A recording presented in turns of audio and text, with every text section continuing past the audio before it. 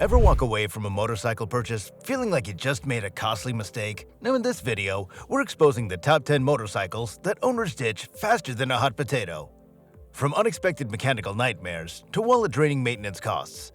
Watch till the end to uncover the costly pitfalls before you buy your next ride. You won't want to miss this. First up on our list. When it comes to raw power, the Triumph Rocket 3 is in a league of its own. With a massive 2500cc engine, this behemoth boasts the largest production motorcycle power plant you can buy. It's like strapping a small car engine between your legs. The Rocket 3 tips the scales at a hefty 642 pounds dry, making it a true heavyweight contender in the motorcycle world. While its massive engine promises power, it simultaneously burdens the rider with relentless mechanical issues. Transmission problems and idle issues are notorious, leaving riders stranded and frustrated. Many Rocket 3 owners find themselves keeping their mechanic on speed dial, with repair costs skyrocketing faster than the bike itself. Some unlucky owners shell out thousands for major engine work, and Triumph's upgrade kits only add more zeros to the repair bill. The Rocket 3's weight makes it handle like riding a dump truck disguised as a sports car. Now it's great for straight-line cruising, but forget about carving up twisty mountain roads. Comfort is another issue, with some riders complaining of sore backs after just an hour in the saddle. So much for those cross-country road trip dreams. If you're thinking about buying a Rocket 3, be prepared for a powerful ride that comes with its fair share of challenges. The Indian FTR rode onto the scene with big promises, but many riders are hitting the brakes on their excitement. This bike was supposed to be the perfect marriage of racing heritage and street-legal fun, yet owners often find themselves disappointed. The FTR packs a powerful V-twin engine, designed to deliver high performance and excitement on the street. It's marketed as a bike that embodies flat-track racing heritage, promising to bring the thrill of the track to your daily commute. But here's where things start to go off track. Many FTR owners are left feeling cold, literally. Cold start problems plague this bike, with reports of sputtering and stalling, especially on chilly mornings. Now, nothing kills the racing vibe faster than your bike refusing to fire up when you're ready to ride. And when you do get going, the journey isn't always smooth sailing. Riders complain about jerky throttle responses and surging, making the riding experience feel more like a rodeo than a race.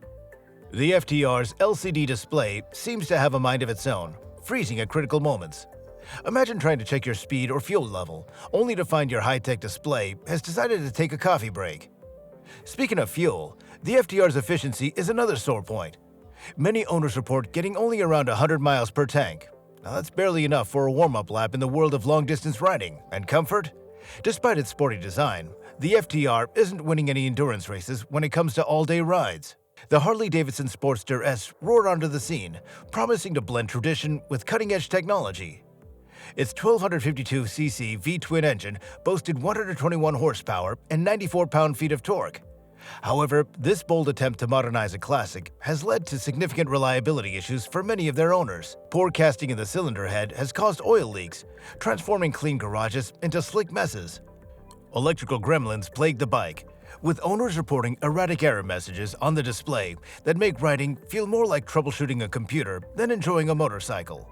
One rider's harrowing experience illustrates a recurring nightmare. I was cruising on a highway when suddenly my Sportster S just died.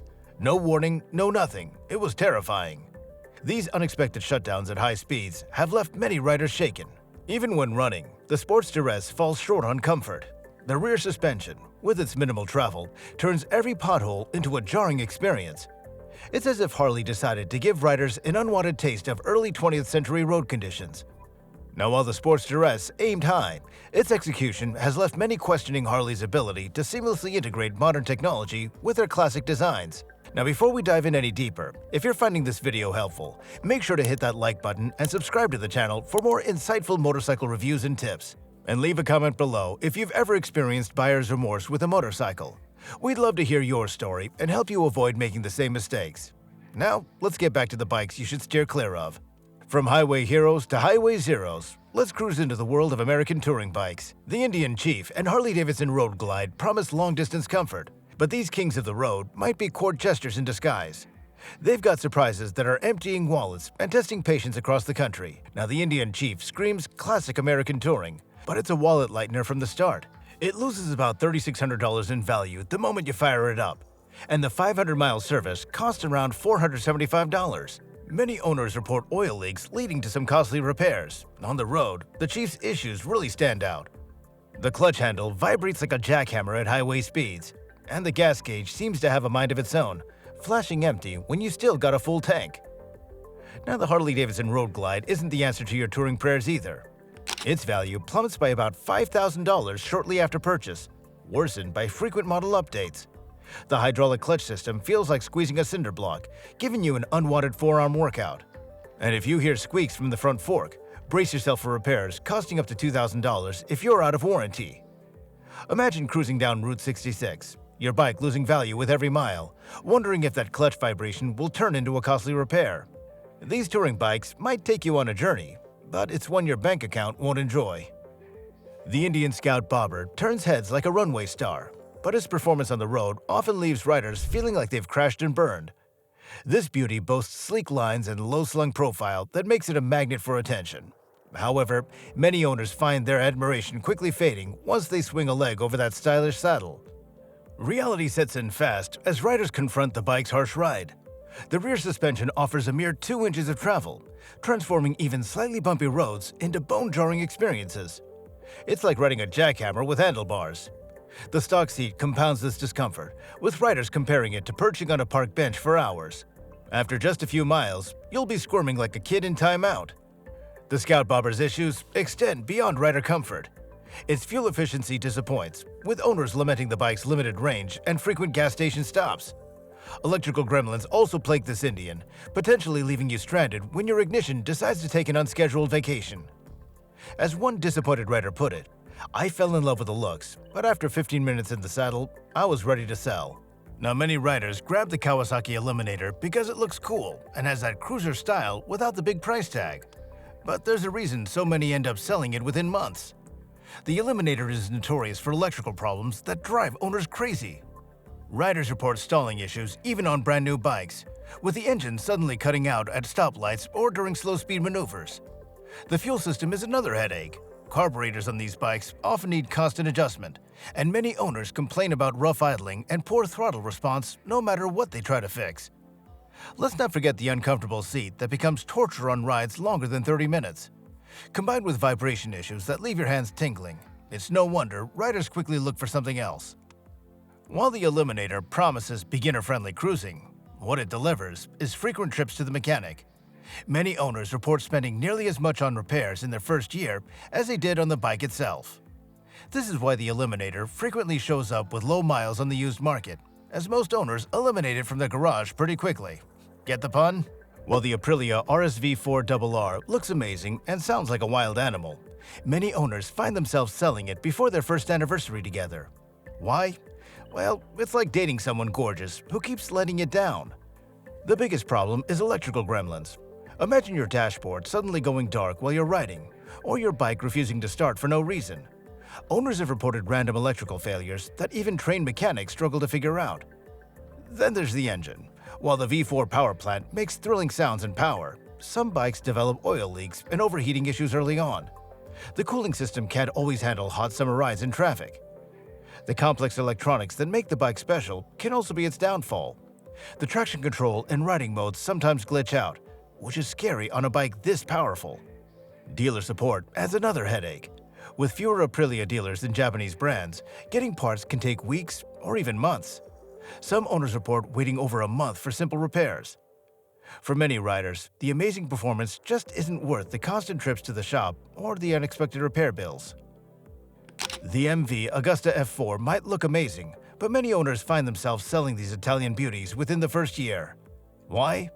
Well, these motorcycles are notorious for electrical gremlins that can leave riders stranded. Imagine pressing the start button and hearing nothing. That happens way too often with the F4. Owners often complain about the F4's cooling problems too. Now, these bikes tend to run hot, and some riders report overheating issues even during normal riding. The cooling fans sometimes fail completely, which can cause some serious engine damage if you don't notice that quickly. The maintenance costs will empty your wallet fast. Basic service items cost much more than Japanese bikes, and finding mechanics who know how to work on MV Agustas can be nearly impossible in many areas. The clutch is another pain point. It's heavy, can be grabby, and some riders report premature wear that requires expensive replacement. Now, while the F4 sounds amazing and looks like a work of art, many owners decide that the headaches simply aren't worth it. As one frustrated owner put it, it's like dating a supermodel who gets sick every other day. Beautiful to look at, but exhausting to live with. Now, over the years, Suzuki TL1000 earned a bad reputation that sent many riders running for safer options. This V-twin sport bike from the late 1990s had some serious problems that made owners ditch it quickly. Well, first, the bike had a dangerous handling issue. Its unique rotary rear damper system, fancy suspension, would overheat during rides and cause the bike to wobble unpredictably at high speeds. Imagine going fast and suddenly feeling like your bike has a mind of its own. That's some scary stuff. The engine was powerful, but it ran super hot.